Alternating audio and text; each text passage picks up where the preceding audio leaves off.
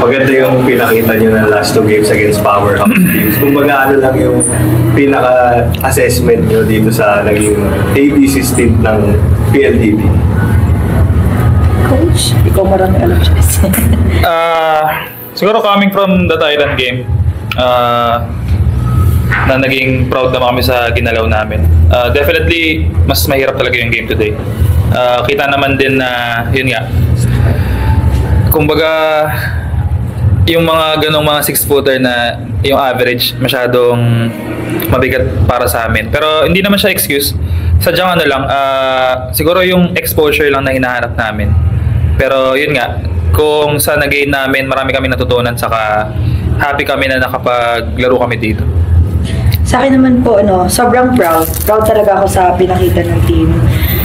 Yung tuto kasi talaga ng bawat isa, kahit yung mga coaches na talagang i-instruct talaga kami, point by point. And yun, kinapos man, pero ang dami nga din talaga namin natutunan. Tsaka yung gulang talaga namin, medyo kulang pa.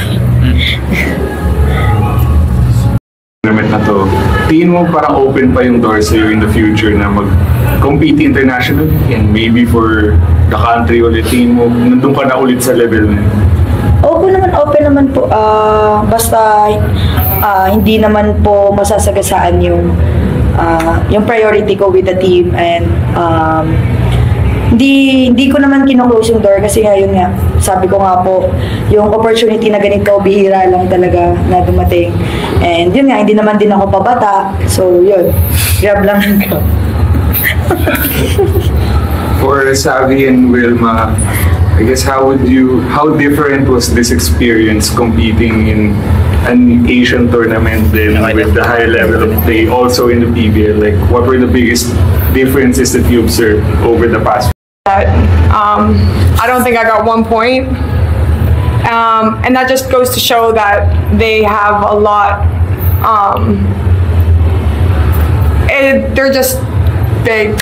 And it's hard to compete against that big of a team when you've been competing against like average 5'10", 5'8" PVL players throughout the seasons. It's big. You're going from attacking wherever you want to having to attack not even on the floor, has to go out. So it's a lesson, but like Kat said, I'm just proud of the team for showing out. Kat did a super job. I don't know how she did it, but we definitely wouldn't have been able to compete without her that as well as we did, because it was a super offensive team as well. It's hard to play with this team with this level, I know. It's like a European style. Tall is different. I think it's so tall, the girl, but okay, we today go to the court, we put everything in the court. I think the team fight every point, every ball, so I'm happy for this, my team. And Wilma, how much did you enjoy your first stint with PLDT, and would you be open to do it again in maybe a few months? Sure. I say the first conference, I feel like in home with PLDT, the same like Petrobras. So I return to my country happy because this opportunity is grateful for me. So I want to say thank you for this opportunity for representing Philippines. For sure, Philippines is in my heart every time. So thank you for this. Before it in terms of like conference for the mag-developing team further. Seeing na si Kim at si Kiana had more minutes siguro sa this conference, gano'ng kalaking bagay lang din yun moving forward sa other conferences? Well, yun naman yung yun naman yung objective din ng pagsali dito, yung ma-rotate yung players ng kompleto. Yun nga, natawag din ng sitwasyon na kailangan talaga silang i-activate this past few games. So happy kami na yun nga, may Alcantara Santos sa labas, may Kim sa Kiana sa loob, pwede magpalitan. Kahit sa mga middles namin, nag-start kami with Mika Joy, naging Mika Del. So happy kami na kahit paano, kahit may reinforcement, nagkaroon naman ng minutes halos lahat. So yun, happy kami na nakasali kami dito. Then sadly, it has been a while since PLDT has been fully healthy and complete.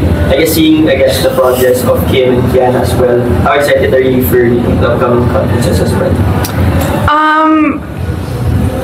it's far from now, so hopefully, you know, as a team we grow together, you know, with them on the court. But I'm just excited for the next, I guess, PBL because everyone gets better. It's not just us. So as you know, I hope these teams from the Philippines take the lessons from this tournament and bring it, you know, to our home court every Tuesday, Thursday, and just Tuesday, Thursday, Saturday. Sorry. But yes, of course. I just hope that we compete further from here. Coach, kakagaling nyo rin sa longest conference ng PBL. Then, sumali kayo dito. Parang, what's next lang for the team after this? Rest. Sana rest muna ng maayos.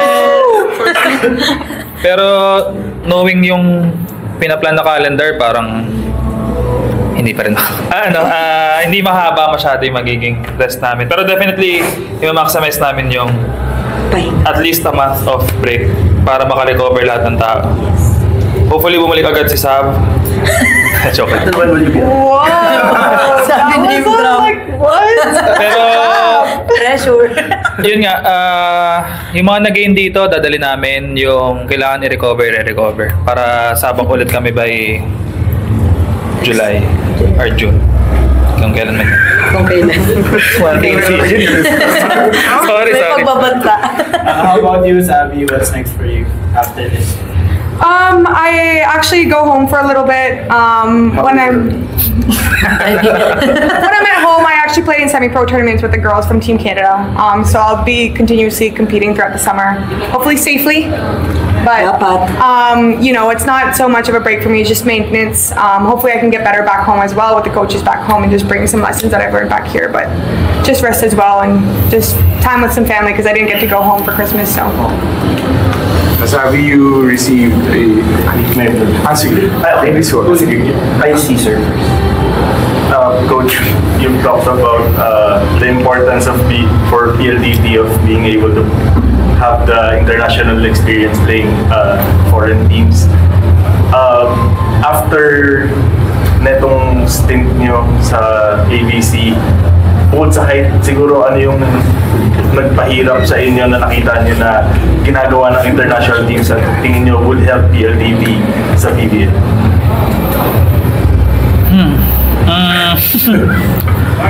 Ano yung nagpahirap sa amin? Siguro yung experience ng clubs as a team na yung exposure din nila. For sure, sila rin naman mga nakakalaro namin, matatagal na rin naman kakasama yan. So, siguro, yun nga, tulad naman sa the usual sa PBL teams din, hindi lahat nagkakaroon ng opportunity na magsama-sama na matagal eh. So, itong mga na-experience namin na magkakasama kami, kailangan talaga namin i-cherish kasi yun nga, ito na lang yung makakapagpahabol nung kumbaga bonding saka chemistry ng team. Pero yung nagpahirap, siguro in general high level lang talaga sila. Pero sa nakikita ko naman na trends, hindi naman tayo sobrang layo. Di ba? Kita naman siguro yun sa lahat. May reinforcements man o wala. Aabot at aabot naman talaga tayo dun. Siguro nagpa-delay na lang din talaga yung mga nakaraang taon na wala nangyayari masyado sa Philippine volleyball. Pandemic. Siguraduhin ko na. Magkamali ako na sabihin. Yun. Kasi may mga, like, for example, sila Wilma, may mga na-share din naman silang mga technical stuff na alam na nila matagal na eh. Tapos tayo, papunta pa lang dun. Pero nakikita naman na maganda naman yung progress. So hopefully, for sure, makakahabol din naman. It's a matter of paano magtutuloy-tuloy yung yung mga ganitong mga experiences na nakukuha natin. Sabi you talked about returning to Canada for the next few months, but only whatever you can share about this topic, that you were invited to try out also for the Philippine national team.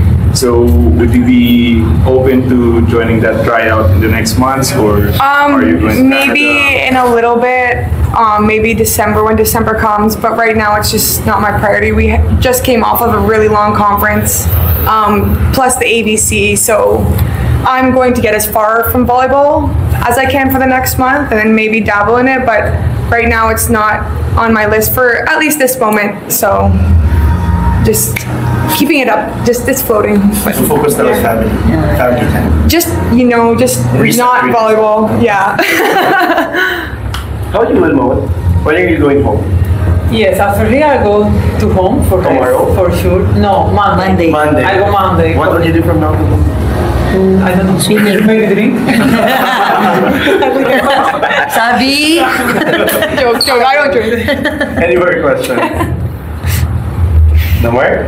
I think we're good. Thank you. Thank you so much.